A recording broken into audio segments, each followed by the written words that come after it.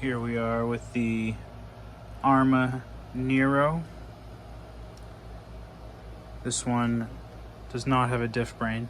Came with the green body, and it did have the stock wheels, but I sold both of those and I put this Savage XL body on it. And these Power Hobby Defender, I think it's MX38.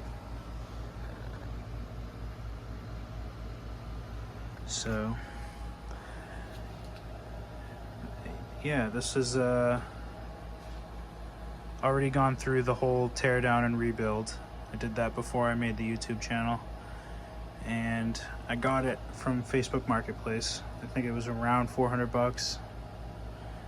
I sold the wheels and the body each for 100, so that worked out in my favor. And it did come with the T-Bone Racing, but I think the previous owner snapped it in half,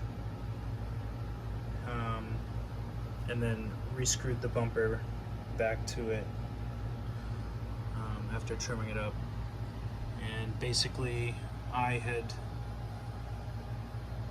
done some jumping with it and did a nosedive, and it basically shoveled right into the ground and was in need of some retaining to be held up. So I found this wire and it works. I'm just gonna leave it.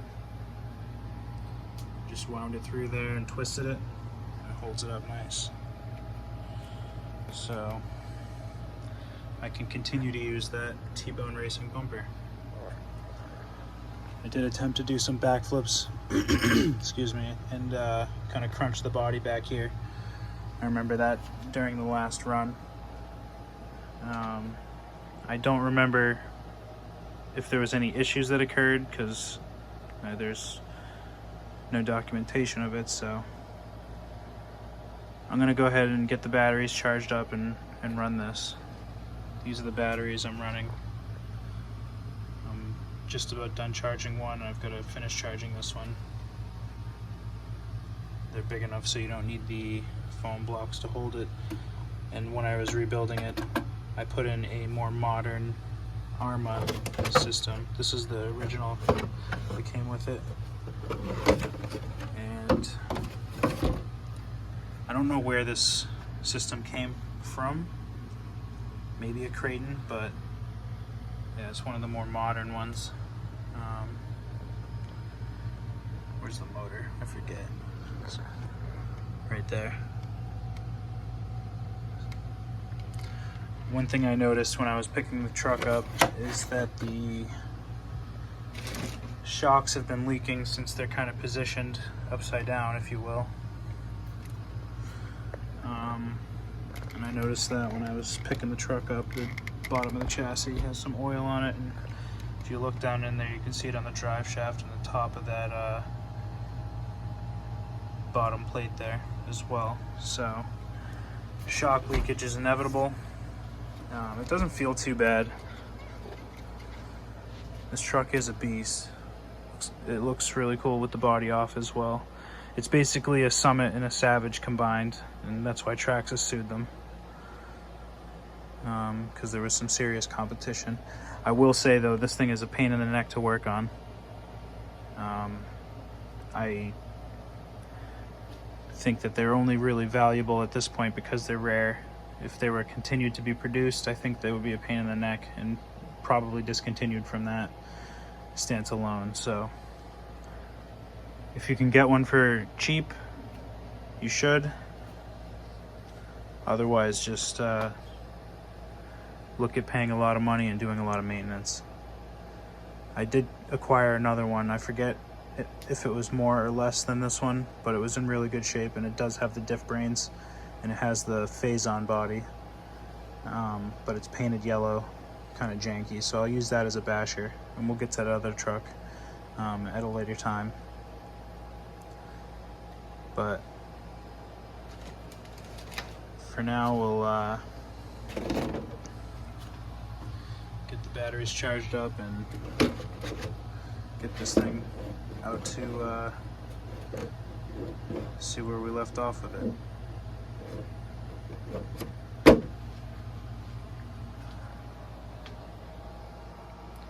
Again, Power Hobby wheels for the win. They look really good and they perform well too. They make all scales. Every genre of wheel you need, they make it, so can't go wrong with this brand.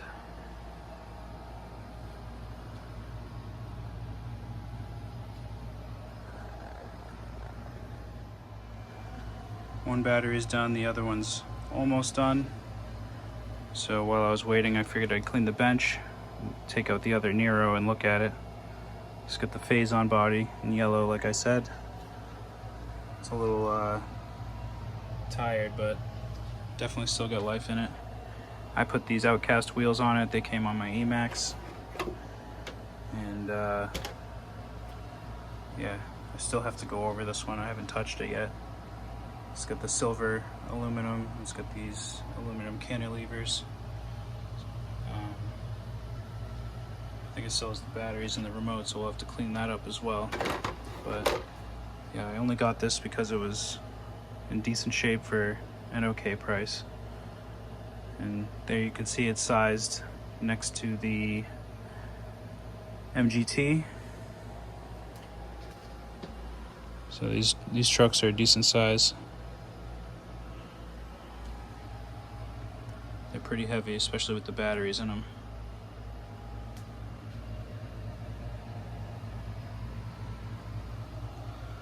So yeah, once that battery charges up, we'll get this thing we'll get this thing fired up and see if there's anything wrong with it from last time I used it.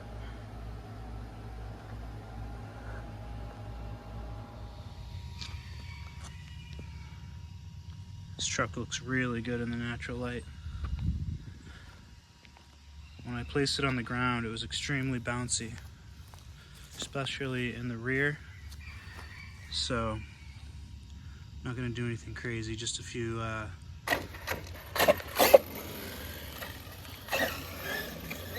times around the yard, just because it's covered in oil and the shocks aren't as full as they should be.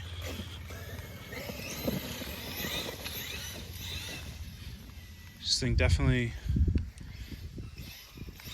is got plenty of pep.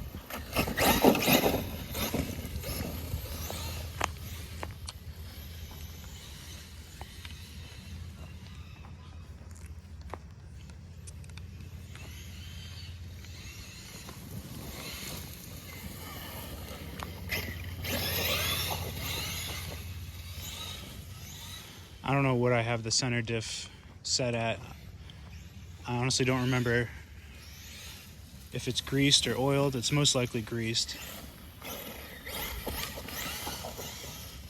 So I'm definitely not going to get any wheelies out of it.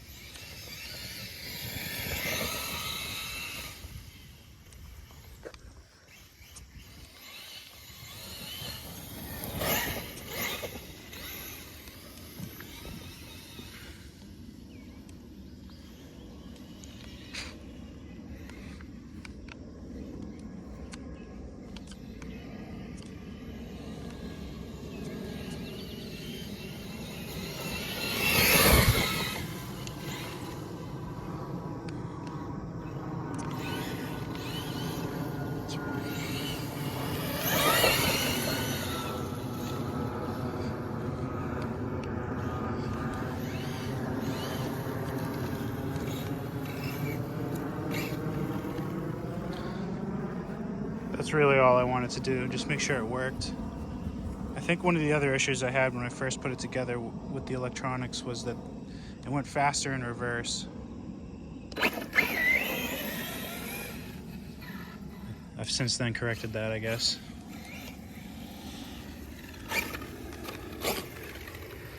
So yeah, this truck looks really good. Performs good. I'm glad I stopped beating the shit out of it when I did, because this body's not the strongest. But yeah, I'm just gonna take it for a few more passes around the yard. Like I said, I have to redo the shocks. It's just covered in oil all in there. I wiped it down a little bit, but yeah.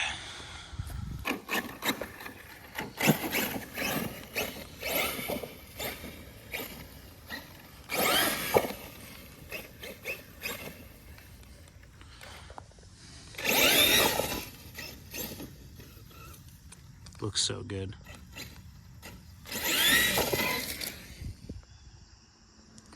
So, it's a fun truck. It definitely needs some tuning.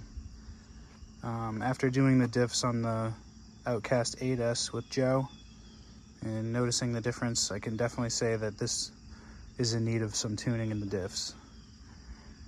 It also needs some new shock oil and maybe the shocks to be rebuilt with new seals. But it's a complete unit and it operates. Nothing wrong with it. So that's pretty good, and I'm glad I know what needs to be done so I can order the right fluid and potentially the shock stuff once I get those apart. But we'll save that for a later time. So definitely don't sleep on the Power Hobby wheels. And HPI bodies look good on everything. So there you go. There's the Arrma Nero. And those are the things that are wrong with it.